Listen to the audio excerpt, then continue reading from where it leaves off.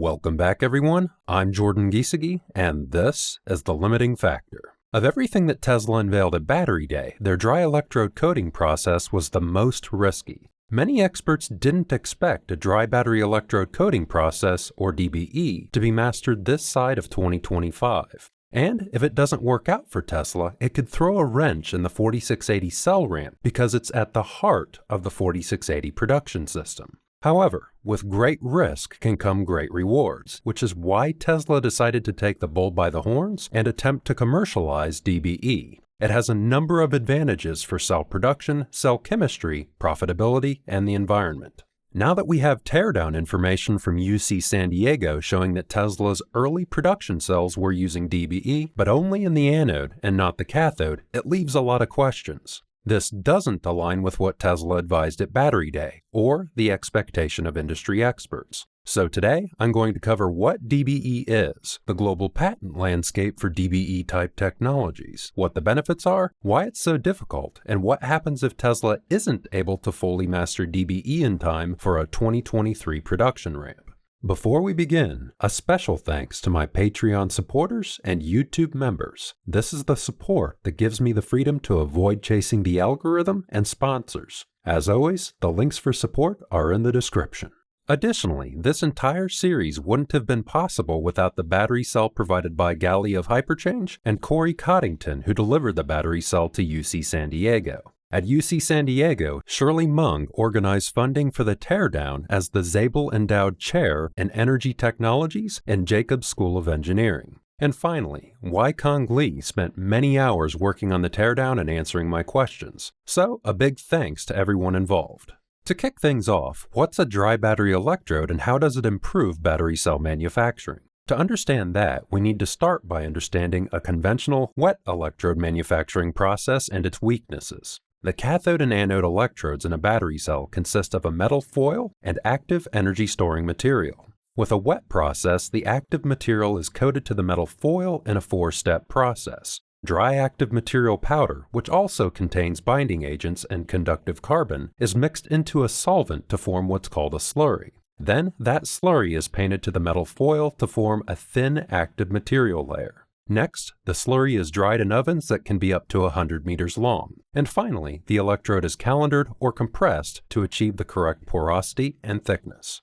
The wet process has a number of drawbacks. First, it's slow. You can only produce material as fast as you can dry it. Second, the drying lines run at 50 to 160 degrees Celsius. Given that the drying lines are 100 meters long, it's like running an oven that's the length of a football field, which is capital intensive and uses a huge amount of energy. Energy, of course, means cost and CO2 emissions. Second, when the dry powder is mixed with the solvent, the binder dissolves into the slurry. When the slurry is dried, the solvent comes out of solution to bind the electrode together. In a perfect world, that binder would only coat where two particles meet, but it doesn't. The binder coats haphazardly, sometimes binding two particles together and sometimes coating the active material particles. That means the binding strength is weaker than it could be, and that the binder blocks lithium ions from entering and exiting the active material particles, which slows down charge and discharge rates. The third drawback of a wet electrode process is solvent recovery. The solvent recovery process is a small chemical processing plant that recovers waste gases from the drying lines. The recovery process is different for the cathode and anode because they use two different solvents. The cathode uses N-methyl-2-pyrrolidone, or NMP, as a solvent, which is highly toxic and requires a complex process to separate waste NMP from purified NMP for reuse. The anode typically uses water as a solvent, and the solvent recovery system is therefore much simpler. I couldn't find details on this step for a water-based process, but I'm assuming it simply involves a condenser and air filters. If you know something about this, feel free to comment below. As a side note, many people ask me how UC San Diego determined that the early production cell was using DBE at the anode but not the cathode. It relates to the solvents and binders typically used in a wet slurry coating process versus a dry process. In a wet process, the binder used on the cathode side, polyvinylidene fluoride, or PVDF, is soluble in NMP but not soluble in water. On the anode side, carboxymethylcellulose, CMC, and styrene butadiene rubber, SBR, are used as binders because both are soluble in water. As a side note, SBR and CMC have different cohesion and adhesion characteristics, and so they're both often used to get the anode to hold together and to stick to the current collector. Dry electrode processes typically use variants of polytetrafluoroethylene, or PTFE, as the binder. You might also know PTFE by its brand name, Teflon. PTFE-like polymers and PTFE variants aren't soluble in water or NMP. So if you want to know if an electrode uses a dry process, it's a matter of placing a piece of the electrode in both NMP and water to see if it falls apart. If it doesn't and holds together, it was formed using a dry process. The anode from the Tesla cell didn't disperse in water or NMP, which means it used a dry process. However, the cathode was able to be dispersed in NMP, which is what you'd expect from an electrode formed with PVDF and NMP in a wet process. Besides the chemical test, there's also a visual signal that the anode used DBE and that the cathode used a wet process. If we zoom into the anode, we can see spider silk-like filaments of a polymeric binder that are characteristic of a dry process, whereas if we look at the cathode, we can't see those filaments. I'll explain how those filaments are formed in a moment, but for now, the key takeaway here is that UC San Diego was able to get double confirmation, both chemical and visual, that the anode used a DBE process and the cathode didn't. With the wet electrode coating process out of the way, let's move on to the dry electrode coating. After that, we'll look at how Tesla's DBE process works, why dry coating is so difficult that it wasn't expected to be commercialized this side of 2025, and the benefits of DBE. First, a paper that was hugely helpful in pulling together this video was by Yongxing Li and titled Progress in Solvent-Free Dry Film Technology for Batteries and Supercapacitors. It came out a few months ago, so it's up to date, it was well written, and it contains great visuals. The paper notes that there are several dry coating methods currently under development: powder compression, vapor deposition, powder spray, and binder fibrillation. As we can see on the spider charts, powder compression and vapor deposition aren't really worth covering because they have scaling limitations, and what Tesla needs the most is scalability. Powder spray and binder fibrillation are both very promising due to their high performance in most areas. The differences between their spider charts are minute, and at the time of this paper, the biggest difference between them was that the maturity of powder spray was considered higher than binder fibrillation. Now that I've released information from the Tesla 4680 teardown, this paper might have to re-estimate binder fibrillation to a higher maturity level, because that's the process Tesla's using. The battery industries recognize that powder spray and binder fibrillation are the way to go, and there's been somewhat of a patents arm race between the two technologies. The top 4 countries winning the patent race are China and the US, nearly tied for first, with Japan third and Germany fourth. China's split their efforts evenly between powder spray and binder fibrillation. The US and Germany have mostly focused on binder fibrillation, and Japan has focused on powder spray. If we look at it from the perspective of which companies own the patents, Toyota dominates the powder spray patents and Maxwell dominates the binder fibrillation patents. Who's Maxwell? Maxwell is Tesla because Tesla purchased Maxwell in 2019 for their binder fibrillation technology, which they of course called DBE.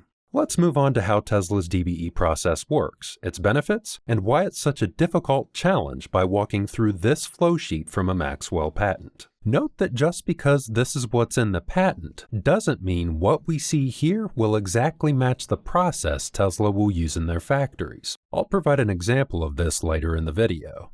The first step is to mix conductive carbon and binder with active materials to form a dry blend. After the dry blend is formed, the fibrillation process begins. Fibrillation is a process where the dry blend is exposed to shear forces from a jet mill or a screw extruder to stretch the binder into fine filaments. Based on the Maxwell patent, Tesla is likely using a jet mill. Regardless of whether a jet mill or extruder is used, the fine filaments spun by the fibrillation process forms clumps of material that contain a matrix that can bind the dry powder together in later process steps. As you'd expect, not just any binder can be fibrillated to create this matrix. The only binders that work are high molecular weight polymers that can be stretched into long, thin strands. And of those polymers, the ones with the best overall set of characteristics are the PTFE or Teflon-like variants mentioned earlier. However, there's a catch. All commercially relevant lithium-ion batteries use graphite in the anode.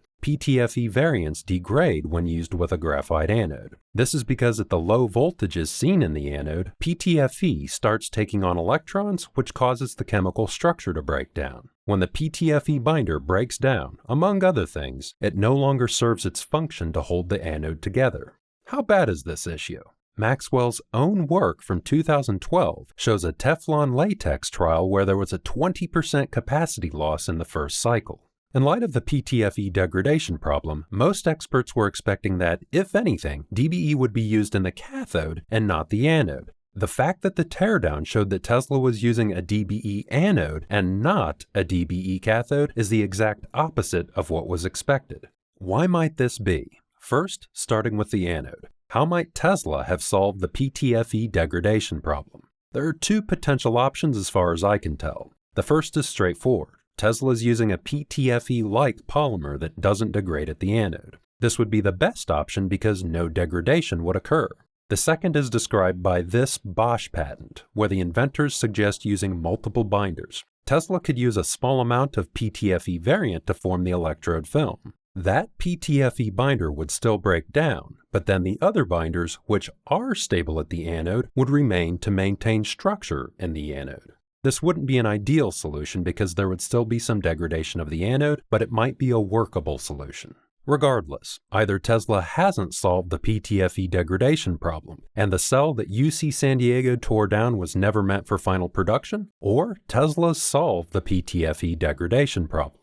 Which is most likely? Tesla hasn't mentioned any issues with the anodic DBE process in earnings calls, and I'd be surprised if Tesla bought Maxwell if Maxwell hadn't solved the PTFE degradation problem, at least at a basic level, because it's a fundamental chemistry problem rather than a manufacturing problem. With that in mind, my view is that the most likely explanation is that Maxwell and Tesla solved the PTFE degradation problem completely or found a workaround. If that's correct and Tesla has DBE working at the anode, Tesla's not only solved the electrode that's more difficult from a chemistry standpoint, but also the electrode that's more important from a manufacturing standpoint. Why? A viewer of the channel that goes by the username LifeWalk works for a large cell manufacturer and pointed out that it's more difficult to manufacture a thick anode than a thick cathode. This matters because the electrodes always need to have similar capacity for the battery cell to operate properly, which means that the anode is the limiting factor for increasing electrode thicknesses. You can make the electrode thicker by dual layering the active material with a wet process, but why do that if you can just use a DBE process that can lay down a nice thick anode in one pass that actually has better performance? We'll come back to the performance of thick DBE electrodes in a moment.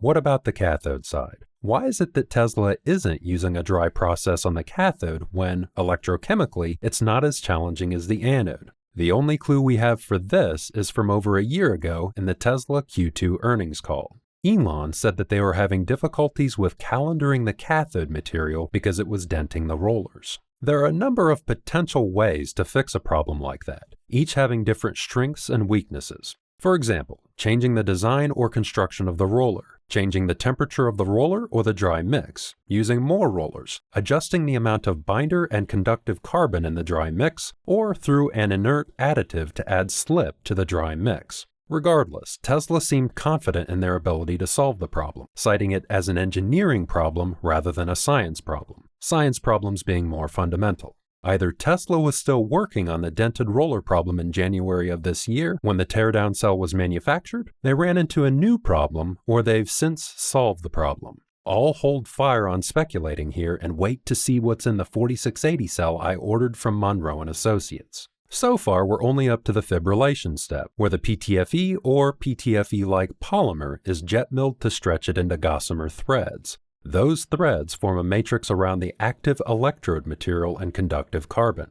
After the mixture leaves the jet mill, as I understand, it should look like what we see on screen. It's no longer a flowable powder, but more like a crumbly, clumpy dough. The next step after mixing and fibrillation is the dry feed process. What's the dry feed process? This image from a Maxwell patent shows that after the dry powder is fibrillated into a dough by the jet mill, the dough goes through a roll mill to turn it into a freestanding film. This is exactly what Tesla showed in this footage from Battery Day. The powder enters the top of the roller and then exits the roller as a freestanding film. That is, the dry feed process creates a feed of dry freestanding film. After the dry feed process comes calendaring to achieve the correct thickness and porosity, and then bonding the dry feed to the electrode foil with heat and pressure. For these last 3 steps, based on information from a source inside Tesla, the YouTube channel Cleanerwatt has advised that Tesla's combined roll milling, calendaring, and laminating into a more compact machine than we saw in the Maxwell patents. This avoids the need to create a freestanding film, will reduce machine cost, and will reduce floor space. If you're curious about that, I'll link some Cleanerwatt videos in the description. Conceptually, each step of the flowsheet is simple, but in practice, it took Maxwell about 15 years to bring the process to a point where it might be commercially viable. Let's look at the challenges. At the jet mill stage, if the material isn't fibrillated at the correct temperature, speed, and pressure, the bonding matrix won't form correctly. At the dry feed stage, if there's any gaps in the fibrillated dough, it will cause gaps in the electrode, which is tricky when you're dealing with a clumpy, dry dough. And at the bonding stage, if there's not enough heat, the dry electrode won't bond. If it's too hot, it'll change the electrode structure and composition. If the temperature is uneven, it could cause both problems at the same time. Again, courtesy of Cleanerwatt, we have an insight into one of those challenges, the dry feed, and Tesla's solution.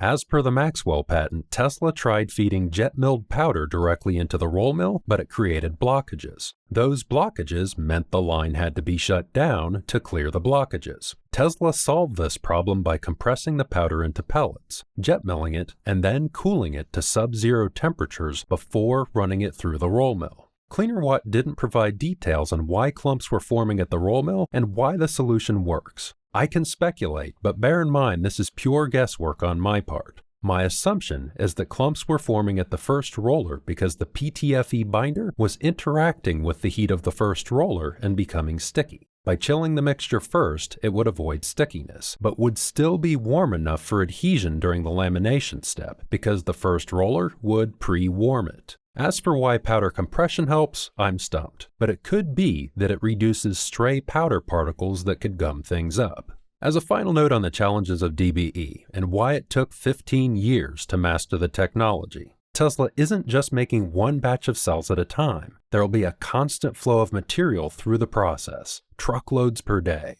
Furthermore, the margin for error will be at the nanometer scale. This is because the layers of a battery cell are as thin as a human hair, and the particles are the size of a red blood cell. If anything is out of place, the battery won't have the right power and energy characteristics. It won't last as long as it needs to, or it could short circuit. For all this difficulty and risk, what's the reward?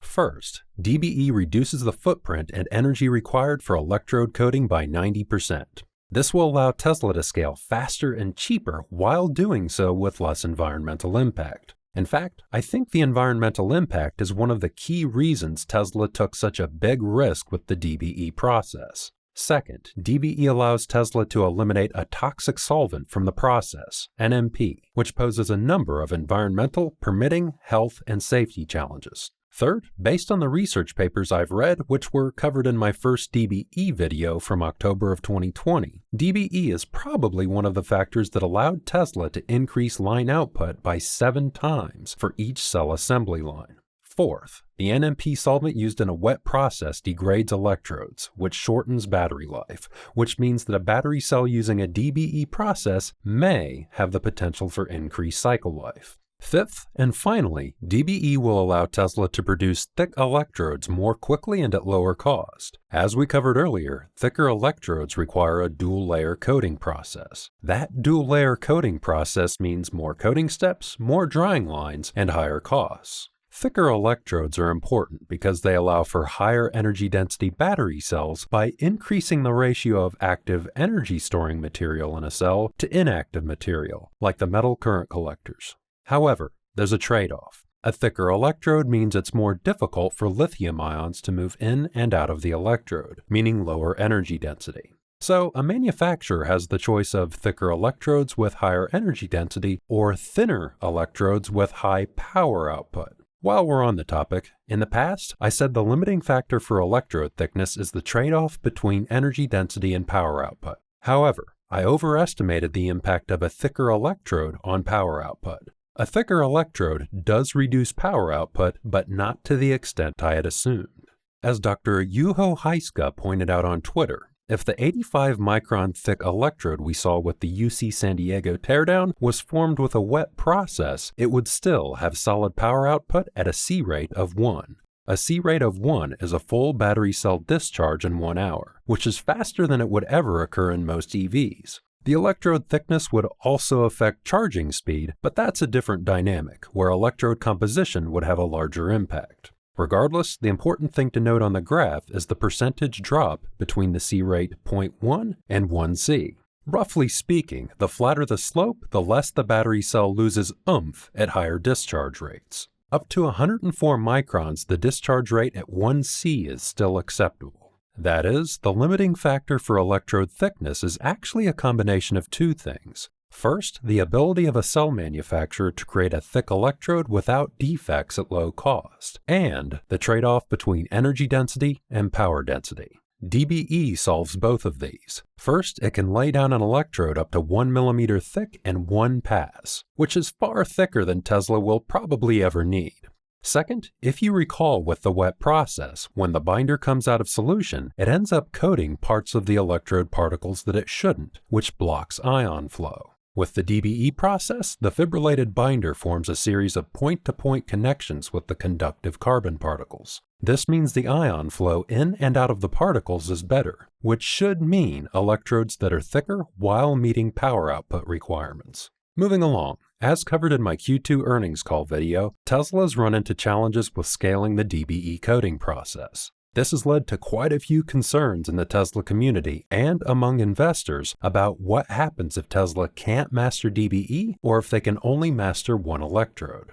Let's look at a worst-case scenario. The purpose here isn't to spread fear or say what will happen, because I have confidence that Tesla will solve the challenges of DBE. Instead, the purpose of exploring a worst-case scenario is to show the stability of Tesla's supply chain, because it involves both a failure on the part of Tesla to ramp DBE and a failure of cell suppliers to keep up with Tesla's needs. In this scenario, Tesla would still grow at a minimum of 30% per year. But we're getting ahead of ourselves. Let's walk through it step by step. What follows isn't investing advice. It's my best guess at potential futures based on my understanding of battery manufacturing.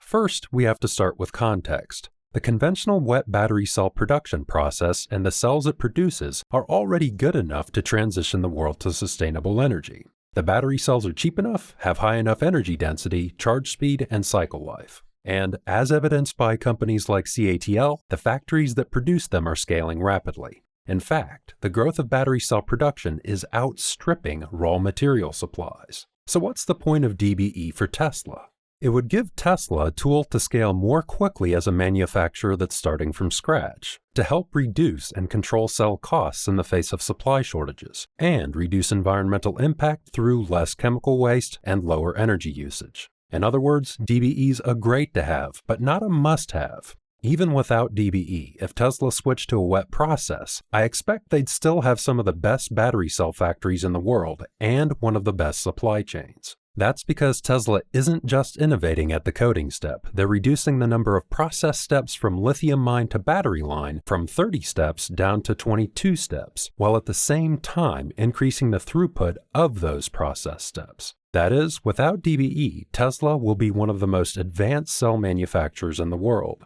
With DBE, I don't think there would be a contest. But, as always, I want to stress it's not like Tesla's going to put other cell manufacturers out of business if that happens, and vice versa. If some other manufacturer develops a breakthrough chemistry, it wouldn't put Tesla out of business and would actually benefit Tesla. Demand for battery cells far exceeds supply, and that'll be the case for the next decade.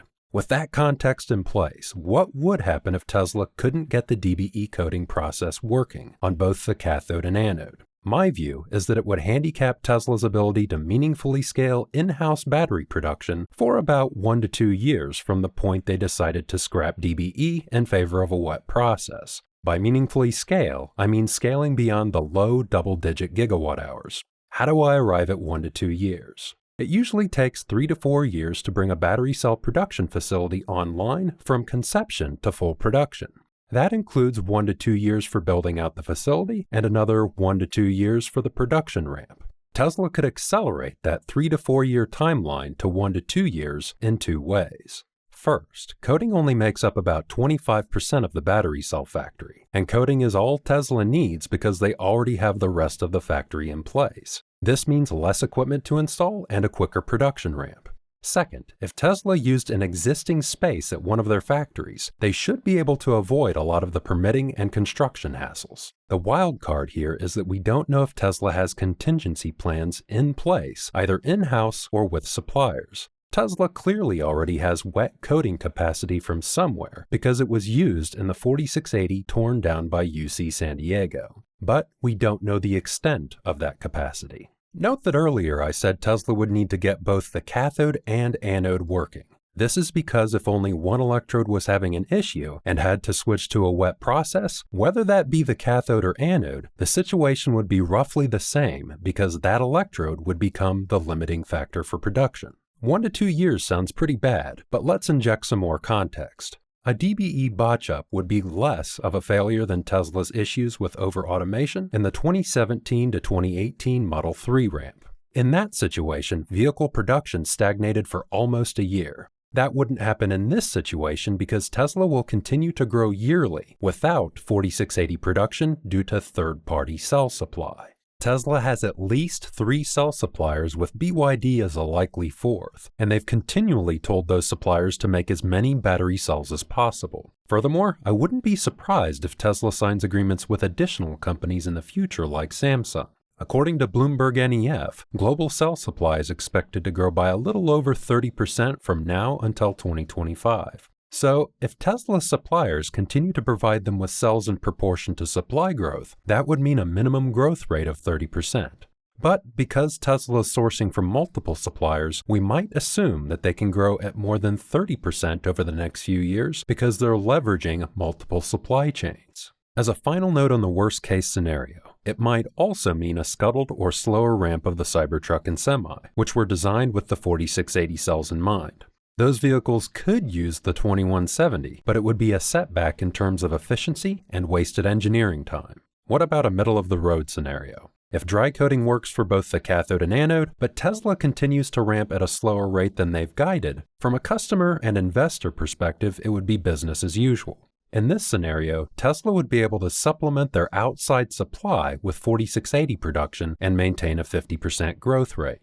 For example, in 2023, if outside suppliers can provide enough cells for 40% growth, that would mean 12 gigawatt hours of slack for Tesla to pick up with their 4680 production lines. Bear in mind that the number of potential outcomes here is broad, and the numbers I'm providing are meant to be illustrative rather than predictive. Finally, from the current point in time, what's the best case scenario for the 4680?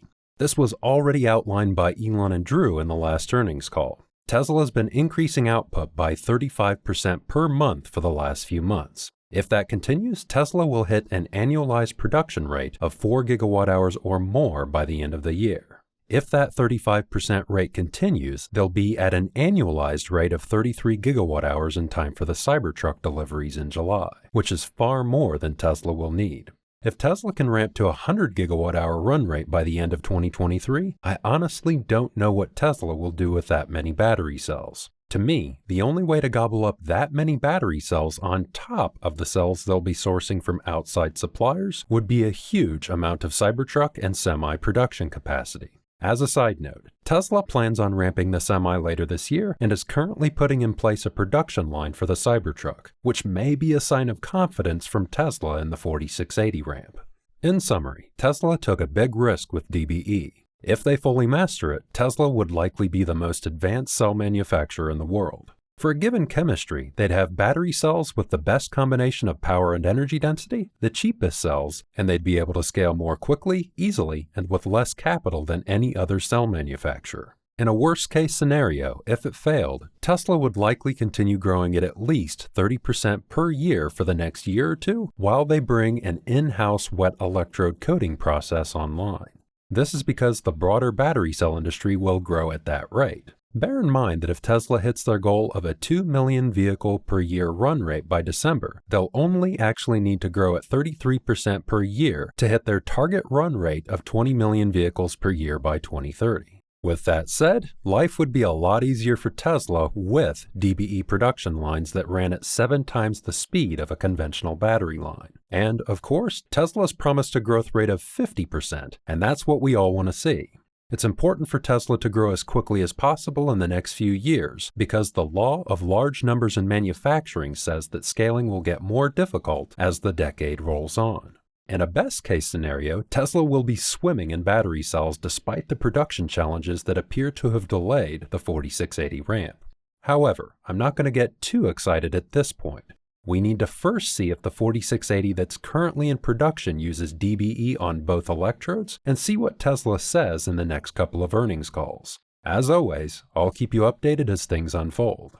If you enjoyed this video, please consider supporting me on Patreon with the link at the end of the video or as a YouTube member. You can find the details in the description. A special thanks to Martin S. Christensen and Gord for your generous support of the channel, my YouTube members, and all the other patrons listed in the credits. I appreciate all of your support, and thanks for tuning in.